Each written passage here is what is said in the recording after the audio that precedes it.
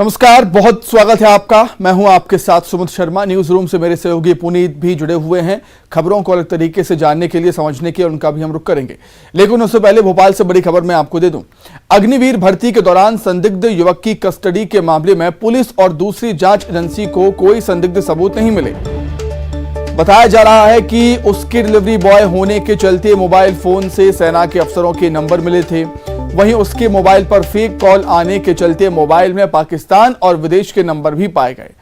बता दें कि मनीष मेवाला नाम के युवक को इस भर्ती प्रक्रिया को चुपके से देखने के चलते मिलिट्री इंटेलिजेंस ने पकड़ा था और पुलिस के हवाले कर दिया था। हालांकि मनीष खुद इस भर्ती में शामिल होने आया है और 31 अक्टूबर को वो इस भर्ती में शामिल भी होगा। संदिग्ध युवक से पूछताछ की गई, लेकिन जांच एजेंसियों की पूछताछ में कुछ भी संदिग्ध निकलकर सामने नहीं आया। एसीपी क्राइम भी यहां पर पहुंचे थे। खुशबू साहब, कुछ निकला पूछताछ में? नहीं, अभी इस संबंध में पूछताछ चल रही है। अभी कह नहीं सकते कि कुछ तथ्यात्मक कोई चीज़ अभी तो नहीं आई है। वो जो मोबाइल नंबर आए उनसे पूछताछ की जा रही है। ये बताया गया है डीसीपी साहब के द्वारा कि कुछ भी पुलिस की पूछताछ में संदिग्ध गतिविधि जैसा कुछ भी नहीं निकला है। हाँ, अभी तक तो नहीं आया है, लेकिन और एजेंसियां पूछताछ कर रही हैं तो क्लियर हो जाएगा तब फिर। बिल्कुल, युवक से पूछताछ की गई है। किसी भी तरीके की संदिग्ध गतिविधियों में शामिल होने की कोई जानकारी नहीं होना पाई गई है। हालांकि जिस तरीके की भर्ती में शामिल होने के बाद जो वीडियो बनाने की बात सामने आ रही है, उसको लेकर भी परिजन यहाँ पर आए हैं। उन्हीं से पूछेंगे क्या मनीष मेवाड़ा जो युवक है, क्या डिटेल है आपके पास? आप परिजन हैं? ये मेरा छोटा भाई है और भर्ती देने आया था। पिछली भी इसने 2-3 भर्तियां दी है, तो अभी ये भर्ती देखने आया था। तो ऐसा कुछ इसने वीडियो नहीं बनाया है। ये उसका एडमिट कार्ड भी रहा है जो भर्ती का है। कब का ये अभी 31 तारीख को उसकी भर्ती है। भर्ती में शामिल होगा। हाँ। तो यहाँ अभी क्या जो इंटेलिजेंस और ये अधिकारी कह रहे हैं कि वीडियो बना रहा था? नहीं, ऐसा वीडियो नहीं बना था। वो देख रहा था, छुप के देख रहा था, मतलब ऐसे दूर से। अच्छा। तो उन्हें गलतफहमी हो गई शायद। अब जो नंबर बता रहे हैं कि पाकिस्तान के नंबर हैं कुछ, उसके बारे में क्या कहेंगे? नहीं, ऐसा कोई नंबर नहीं है उसके मोबाइल में। ऐसा अभी तक कोई मुझे नहीं पता, उसमें नंबर नहीं है ऐसा कुछ। बिल्कुल, तमाम एजेंसियों ने पूछताछ कर ली है। किसी भी तरीके की संदिग्ध गतिविधियों में युवक की संलिप्तता नहीं आ रही है। युवक की खुद अग्निवीर जो सेना की भर्ती परीक्षा है उसमें शामिल होना है और 31 अक्टूबर को इस रैली में वो शामिल हो गया। रैली को देखने के लिए आया था। किसी तरीके का वीडियो नहीं बनाया है। सिर्फ जो नंबर बताए जा रहे हैं पाकिस्तान के, वो नंबर भी फेक कॉल हैं। ब्लॉक का जो है युवक ने कर दिया था। और दूसरे जो नंबर हैं, क्योंकि डिलीवरी बॉय था जोमेटो में, ऐसे में तमाम नंबर उसके पास थे। अभी तक की जो छानबीन की गई है तमाम एजेंसियों के द्वारा, पुलिस के अलावा, उन एजेंसियों की छानबीन में किसी भी तरीके की संदिग्ध गतिविधियों में संलिप्तता जो है इस युवक की नहीं आई है। कैमरामैन अजय तंवर के साथ मनोज राठौर, न्यूज़ 18 भोपाल।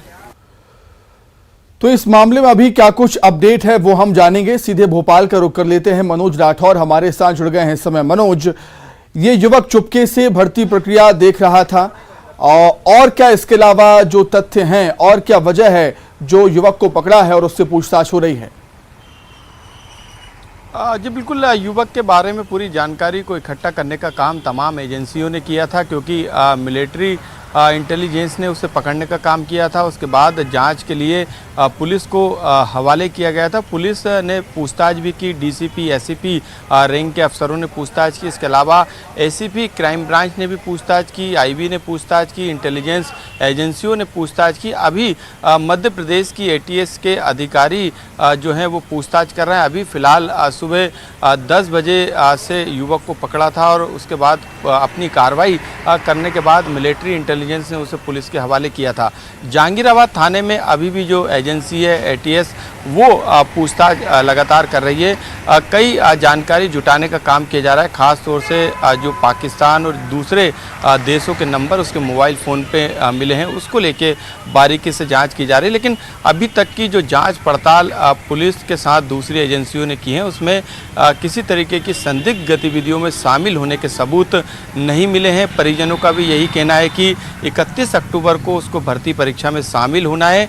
इसीलिए वो अपने दोस्तों के साथ भर्ती परीक्षा को देखने आया था। गलती सिर्फ उसकी रही कि वह छुपके से चोरी से उस भर्ती प्रक्रिया को देख रहा था और यही कारण था कि इंटेलिजेंस के जो मिलिट्री के जो ऑफिसर हैं उनकी नज़र पड़ी और उसे पकड़ने का काम किया। तमाम जानकारी पहले जुटाई गई थी, उसके बाद स्थानीय प्रशासन को जानकारी दी गई और अभी फिलहाल पुलिस की जो तमाम और दूसरी एजेंसियां हैं वो मनोज इससे पहले हमने देखा है मध्य प्रदेश में आतंकी गतिविधियों में लिप्त लोगों की गिरफ्तारी हुई है, चाहे वो जेएमबी के हों या पीएफआई के हों।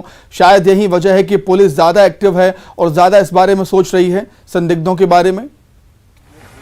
जी बिल्कुल आपने सही कहा, क्योंकि जेएमबी से लेके पीएफआई से लेके तमाम जो दूसरे आतंकी संगठन है उसकी सक्रियता मध्य प्रदेश में पिछले 1 साल में बढ़ी है। यही कारण है कि जिस तरीके से लगातार मध्य प्रदेश सरकार की तरफ से एक्शन लिया जा रहा है, तमाम कानून बनाए जा रहे हैं इन गतिविधियों पर प्रतिबंध लगाने के लिए।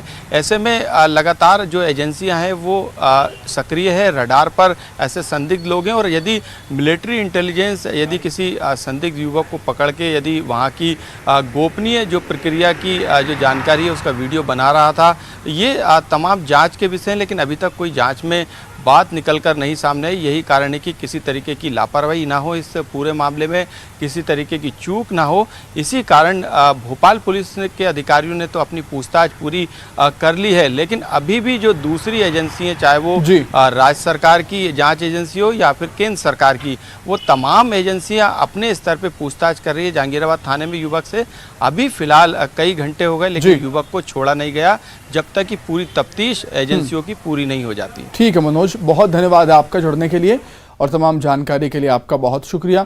ग्वालियर का रुख करेंगे। ग्वालियर में अंतर्राष्ट्रीय डांस फेस्टिवल की शुरुआत हुई है। देश विदेश के कई कलाकार शामिल हुए हैं और शहर में कार्निवल मार्च भी निकाला है। उसकी तस्वीरें हम आपको दिखा रहे हैं ग्वालियर से। जो हमारे संवाददाता सुशील इस समय जुड़ गए हैं हमारे साथ लाइव। सुशील, कैसा माहौल देख रहे हैं आप और इस अंतर्राष्ट्रीय डांस फेस्टिवल में? तस्वीरें हमें दिखाते रहिए और क्या कुछ हो रहा है बताते रहिए।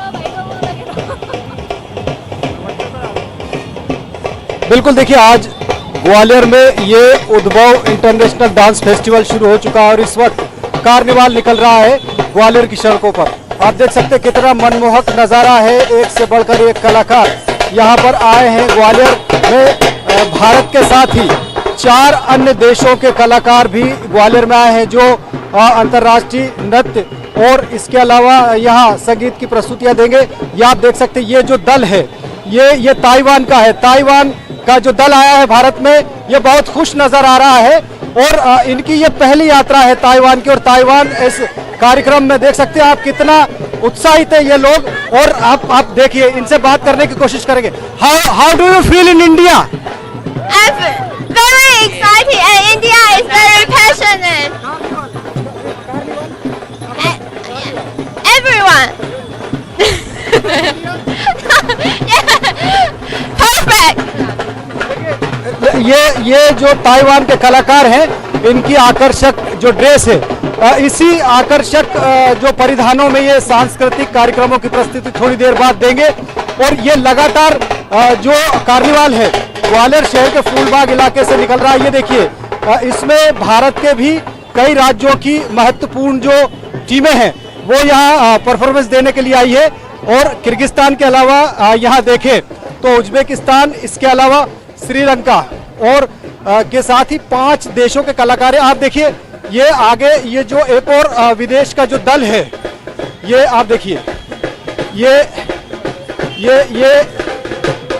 ये किर्गिस्तान का दल देखिए आप, इनको देखिए कितने आकर्षक ये कलाकारों की टीम है।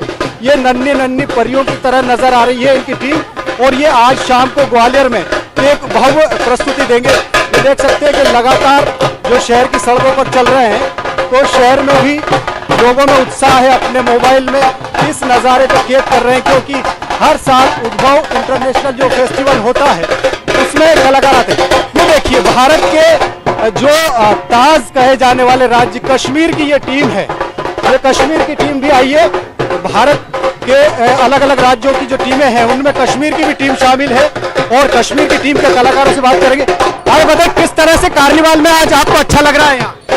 जी सुनाई नहीं दिया आपका जी। किस तरह का लग रहा है आज कार्निवाल का माहौल? बहुत अच्छा लग रहा है जी हाँ। ये लगातार जो कलाकार हैं ये अलग अलग राज्यों के भी है। इसके अलावा उज्बेकिस्तान की टीम भी इस कार्निवाल में है जो सबसे पीछे संभवतः आ रही है। ये भी देखिए, ये भारत के अलग अलग राज्यों की सांस्कृतिक जो टीमें हैं वो प्रस्तुतियां दे रही है। ये आप देख सकते हैं कि एक और टीम है ये जो सांस्कृतिक नृत्य की प्रस्तुति दे रही है यहाँ।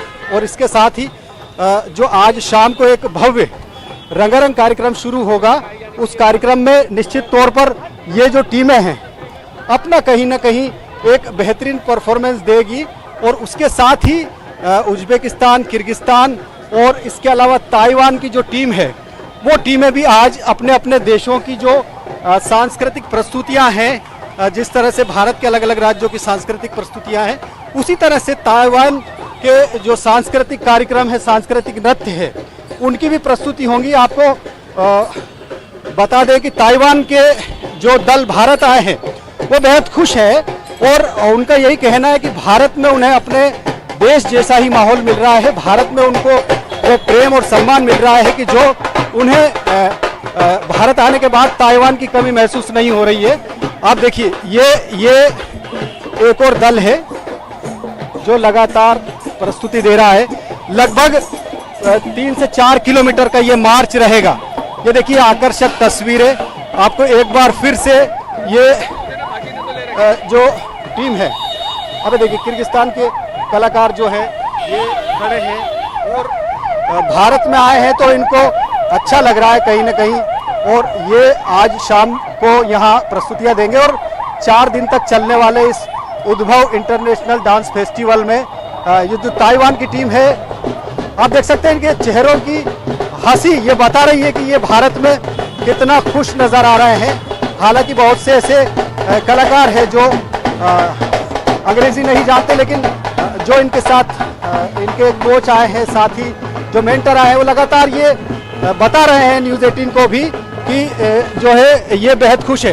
अब आप देखिए, एक आपको किर्गिस्तान की एक प्रस्तुति जो आगे चल रही है उस प्रस्तुति को दिखाएंगे कि किस तरह से यहाँ प्रस्तुति चल रही है, क्योंकि ये इसी तरह की प्रस्तुति लगातार शहर के अलग अलग इलाकों में इस क्रम में होगी। तो आप देखिए, इस प्रस्तुति का आनंद लीजिए।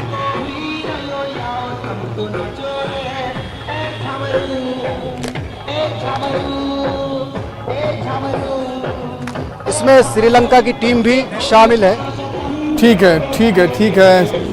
नजर बना के रखिएगा सुशील। हम आपसे लगातार अपडेट लेते रहेंगे। फिलहाल बहुत धन्यवाद आपका। आगे बढ़ेंगे, धार से बड़ी खबर है। सीएम शिवराज सिंह चौहान ने संकेत दिए हैं, मां वाग्देवी की प्रतिमा लाने के संकेत दिए हैं। इंदौर में आयोजित एक कार्यक्रम में सीएम शिवराज ने ये बात कही। मां वाग्देवी की प्रतिमा वापस लाने की पहल करने की बात कही है सीएम ने। और धार में भी भोज उत्सव समिति में खुशी है। भोजशाला के बाहर आतिशबाजी की गई, लोगों ने डांस किया, खुशी का इजहार किया।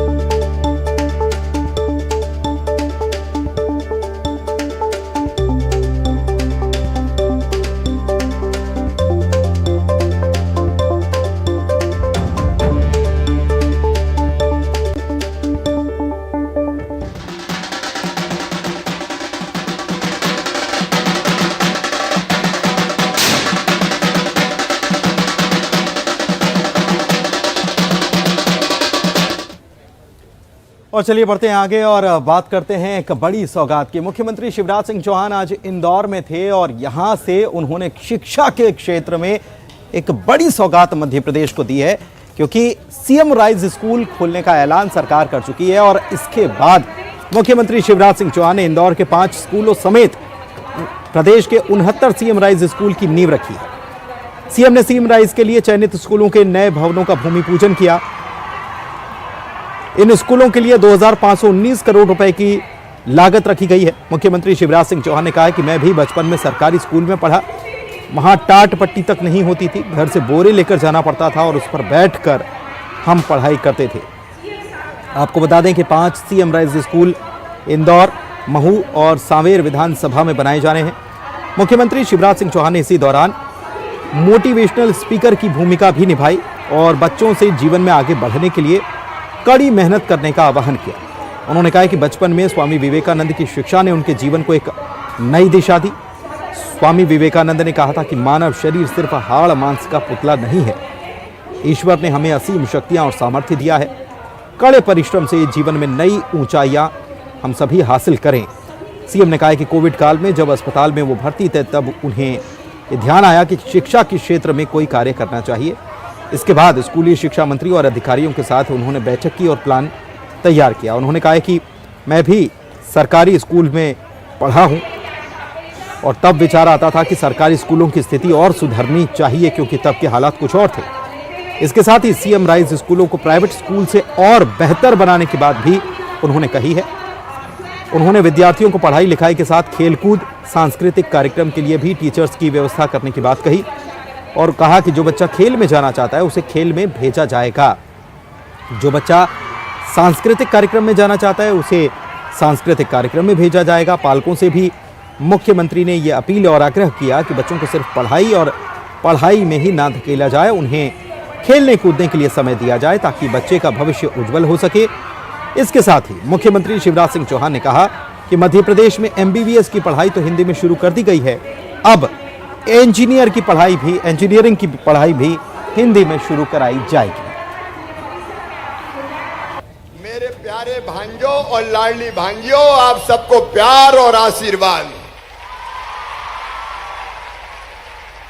मैं भी बचपन में सरकारी स्कूल में पढ़ा और जब हम स्कूल जाते थे तो 2 कमरे स्कूल में थे छोटे छोटे, लेकिन मैं बिछाने की टाट पट्टी नहीं होती थी, तो हम घर से जो खाद की खाली बोरी होती थी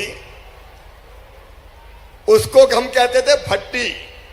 वो फट्टी एक तरफ दबाते थे और दूसरी तरफ झोला पकड़ते थे और अपनी अपनी फट्टी लेके स्कूल में पढ़ने जाते थे। वहीं गुना में छात्राओं और महिलाओं ने धरना दिया। नाबालिग से गैंगरेप का ये मामला है। एसडीएम दफ्तर के बाहर धरने पर बैठी महिलाएं और छात्राएं। चाचौड़ा में स्कूली छात्राएं और महिलाएं धरने पर बैठी। आरोपियों पर कड़ी कार्रवाई की मांग है इनकी। पुलिस प्रशासन के खिलाफ जमकर नारेबाजी की।